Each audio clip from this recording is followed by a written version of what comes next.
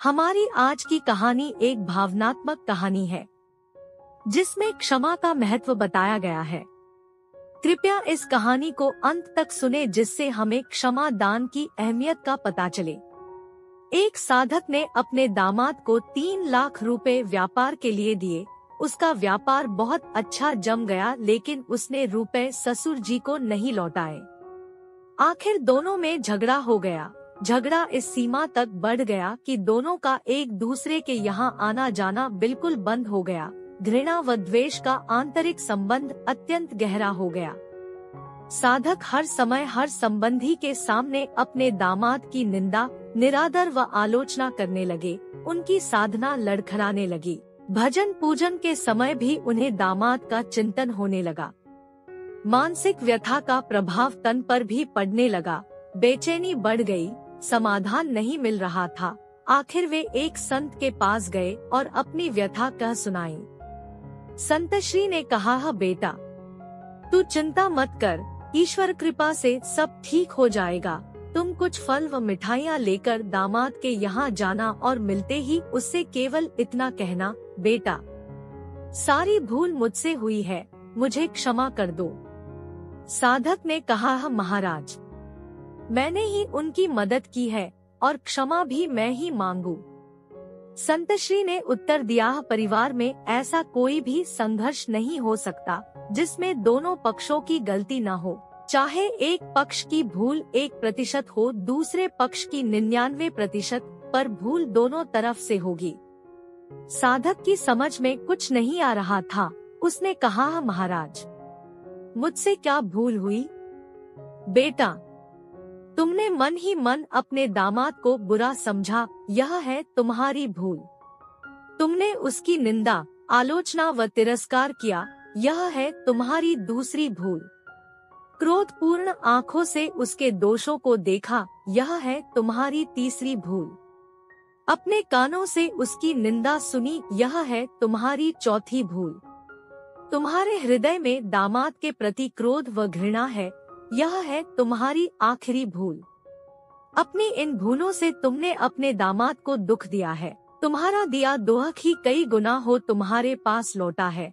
जाओ, अपनी भूलों के लिए क्षमा मांगो, नहीं तो तुम न चैन से जी सकोगे, न चैन से मर सकोगे। क्षमा मांगना बहुत बड़ी साधना है। साधक की आंखें खुल गई। संत श्री को प्रणाम करके वे दामाद के घर पहुँचे। सब लोग भोजन की तैयारी में थे। उन्होंने दरवाजा खटखटाया। दरवाजा उनके दोहते ने खोला। सामने नानाजी को देखकर वह अवाक सा रह गया और खुशी से झूमकर जोर जोर से चिल्लाने लगा, मम्मी, पापा, देखो कौन आए। नानाजी आए हैं, नानाजी आए हैं। माता पिता ने दरवाजे की तरफ देखा। सोचा, कहीं हम सपना तो नहीं देख रहे। बेटी हर्ष से पुलकित हो उठी। आहा, 15 वर्ष के बाद आज पिताजी घर पर आए हैं। प्रेम से गला रूंध गया। कुछ बोल न सकी। साधक ने फल व मिठाइयाँ टेबल पर रखी और दोनों हाथ जोड़कर दामाद को कहा, बेटा, सारी भूल मुझसे हुई है, मुझे क्षमा करो। क्षमा शब्द निकलते ही उनके हृदय का प्रेम अश्रु बनकर बहने लगा। दामाद उनके चरणों में गिर गए और अपनी भूल के लिए रो रो कर क्षमा याचना करने लगे।